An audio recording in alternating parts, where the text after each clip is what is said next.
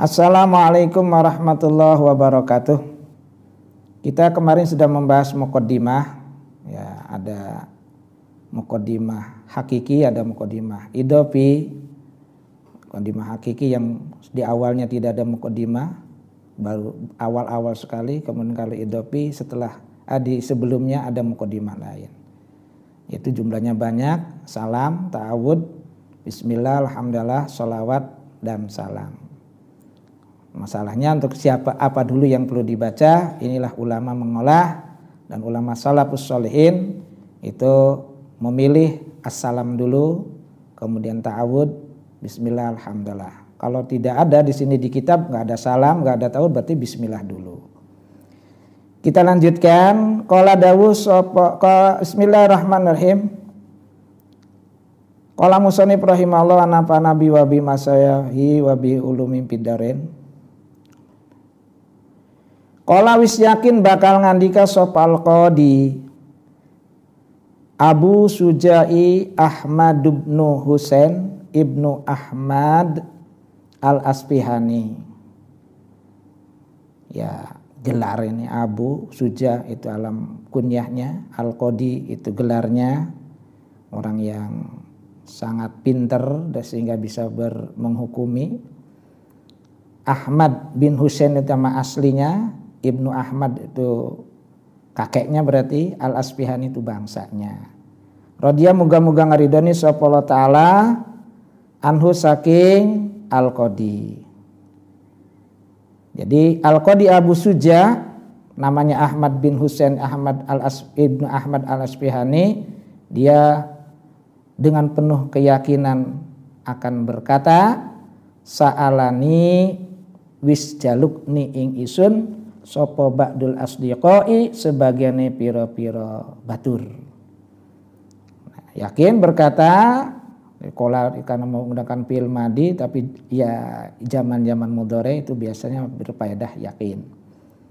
Berkatanya sa'alani ba'dul asdiqa, sebagian dari teman-teman saya, itu biasa ulama dulu kepada sandinya bilangnya asdiqo. Kalau kanjeng Nabi sandinya nama sahabat. Kalau kiai orang-orang alim dulu sandinya namanya asdiqo. Kalau kita kiai sandinya ya sandri gitu ya. Hafidho moga-moga ngeraksa hum ing ba'dul asdiqo sapa Allah taala. Semoga Allah menjaga mereka. Minta an oleh jaluke an amala ingin tang gawe sapa isun amila yak malu dikasihan mukhtasaron gawe ing kitab kang den ringkes pil fikih oleh mukhtasar pil fikih kang tetep ing dalam ilmu fikih. Jadi mereka meminta kepada saya untuk membuatkan sebuah mukhtasar ringkasan tentang ilmu fikih. Ala madhabil imami netepi ngatasé madhabe al imam asy-Syafi'i kang bangsa Syafi'i, itu kakeknya, itu yang fikihnya menurut madhab Imam Syafi'i. Rahimah muga-muga melasihu ing Imam Syafi'i sapa Allah taala halim mahalur Allah alaihi. Ini aneh nih ada lapan alaihinya ya. Ta'ala alaihi ing atase Imam Syafi'i waridwanuhu lan muga-muga ngeridon lan alaihi ku muga tetep boleh alaihi ing atase, silakan terserah sajalah alaihi ing atase Imam Syafi'i, tapi sudahnya sebenarnya rahimahu sudah ada domir ya, tapi ini alaihi ini ta'ala alaihi oleh nduburi alaihi ing atase Imam Syafi'i waridwanuhu lan ridone Gusti Allah. Jadi semoga rahmat dan ridhonya Allah diberikan kepada Imam Syafi'i. Kalau sahabat radhiyah, kalau Nabi sallallahu, kalau para ulama tabi'in rahimahullah. Tapi untuk sahabat Ali ada gelar khusus karramallahu wajhah. Nah, ini juga kita kepada guru-guru kalau menyebutkan namanya kita tambah dengan rahimahullah sebagai adabnya. Persyaratan mukhtasornya ini minta persyaratan fi ghayatil ikhtisar ing dalam kategori ringkes wa nihayatil ijazi lan tegese katoge ringkes. Ijaz dengan ikhtisar sama. Jadi yang sangat ringkas. Mereka meminta kepada saya untuk membuat sebuah ringkasan fikih mazhab Imam Syafi'i. Syaratnya semoga Allah memberi rahmat dan ridho kepada Imam Syafi'i, di mana mukhtasarnya harus sangat ringkas sekali. Yuqarribu kang marekaken atau kang gampangaken apa mukhtasar alal muta'alim ing atase wong kang belajar, marekaken darsahu ing gampangakene darsahu ing deres mukhtasar. Wa yusahilu boleh atau diatapkan kepada amala. Wa yuqarribu kang enake hale ya. Yuqarribu hale yuqarribu hale kang gampangaken alal muta'alimi karena jumlahnya jatuh setelah isim ma'rifat. Yuqarribu hale kang gampangaken apa mukhtasar alal muta'alimi oleh gampangaken alal muta'alimi sing kang belajar, gampangaken darsa ing deres mukhtasar. Wa yusahilu lan gampangaken gampangaken apa mukhtasar alal mubtadi ing atase wong kang ngawiti belajar, hibdahu ing ngapalaken mukhtasar. Di mana mukhtasarnya itu memudahkan kepada pelajar untuk menderesnya, untuk mempelajarinya. Satu. Nomor dua, memudahkan kepada mubtadi, sebab orang belajar itu ada mubtadi, orang yang belum tahu kaidah dan belum tahu contoh, belum tahu aturan fikih dan belum tahu contohnya, masalahnya. Ada mutawasid, yaitu orang yang sudah tahu kaidah dan contoh tapi belum bisa mengembangkan. Ada muntahi, itu orang yang sudah bisa tahu kaidahnya, tahu contohnya dan bisa mengembangkan. Ini bentuk mubtadi yang belum tahu apa-apa. Orang pemula lah mubtadi. Itu.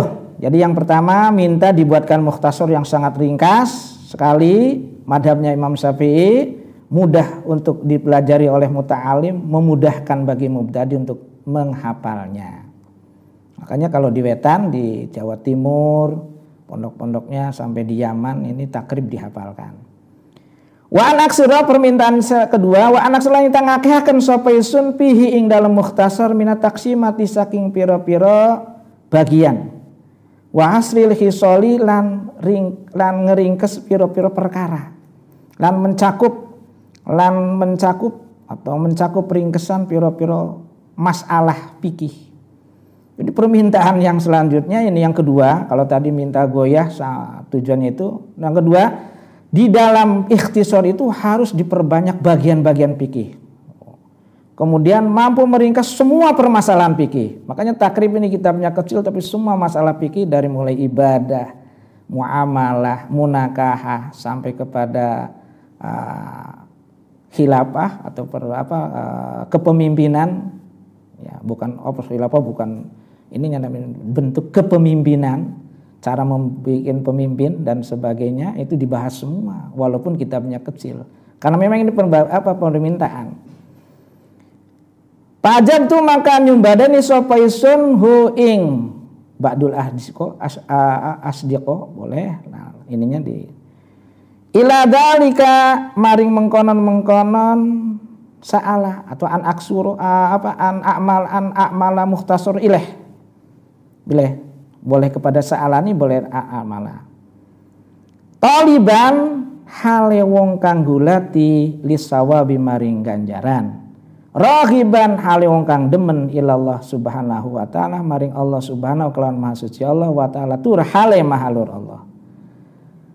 Ragiban demen oleh demen pitaufiq ing dalam nulungane Allah liswabi maring bener.